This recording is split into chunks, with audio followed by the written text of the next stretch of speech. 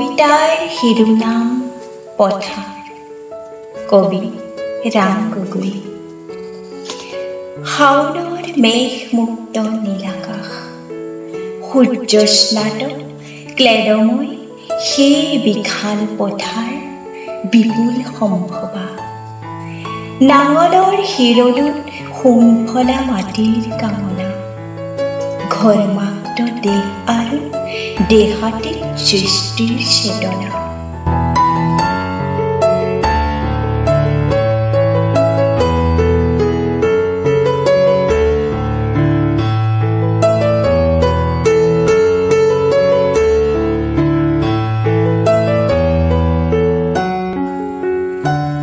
কপালৰ ঘাম লাগি সেউজীয়া পৃথিৱী আমাৰ, তুমি প্ৰাণময় মোহময় জীৱন মালিকা পথাৰ। তোমাৰো সৃষ্টিত আছে তুমি কোনোবা আদিমতম মানুহৰ সংগ্ৰামৰ ইতিহাস, আৰু সভ্যতাৰ স্তৰে স্তৰে একোটা নিৰ্ণয় সূত্ৰ।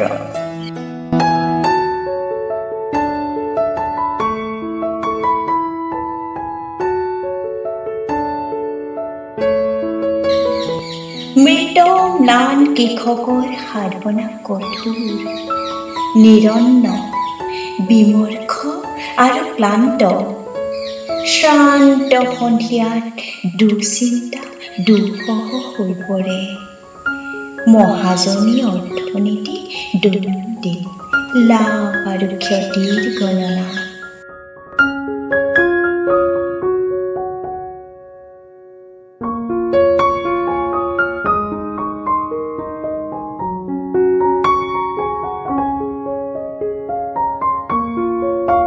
পাৰ ভাঙি পানী আহে, সোঁতৰ চেৱে চেৱে বাঢ়ে, নাচে আৰু হাঁহে। ক্ৰূৰ সৰ্প ফেনিল উত্তাপ তৰংগৰাজি, বুকুৰ সেউজ সপোনটোকে কাঢ়ি লৈ যায়। বাধা নাই, অবাধে আহিল আৰু গ'ল। তেতিয়া মই কান্দো, সি আৰু পথাৰীও ইনাই বিনাই কান্দে।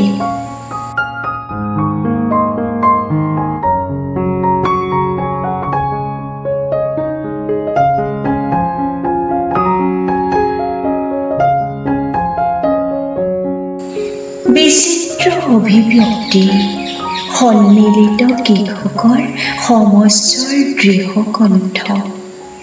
বিননিত বিদ্ৰোহৰ জাগৰণ আহে, অভ্যুদয় প্ৰভাতী চেতনা। অগ্নিদীক্ষা দ্ৰুত অভিযান অবিৰাম। অধিকাৰ সংগ্ৰামৰ পথাৰত শ্ৰমজীৱী মানুহৰ তেজ ৰঙা ইতিহাস। লিখা হয় পৰিৱৰ্তন আৰু শাল কোৰ দালৈ নতুন যুগৰ অভিযাত্ৰী শ্ৰমিক কৃষক।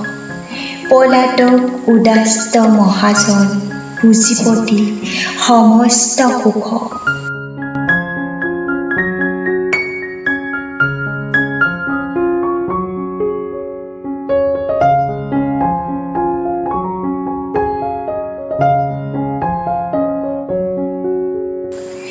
বানপানী পাৰ ভাঙি আৰু আহিব নোৱাৰে, সেউজীয়া প্ৰাণৰ পথাৰ।